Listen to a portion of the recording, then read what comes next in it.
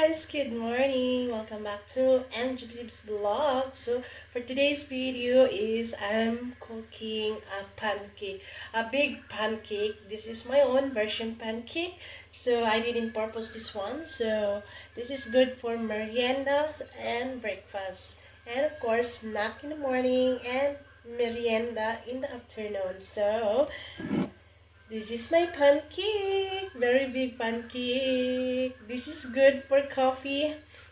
And I love this one. I'm sorry guys, I have a running nose. But this is my favorite pancake. I can give also with my baby this one because I did not put like a lot of sugar. But it's good for my baby this one also. So there you go. And I already ate. So let's try the pancake.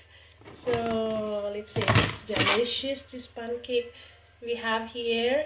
So there you are. Mmm, Mamma mia. My God, means oh my God.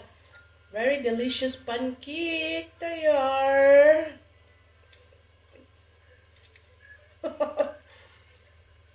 Thank you for watching. This is perfect what I'm doing. Ta-da! It's perfect for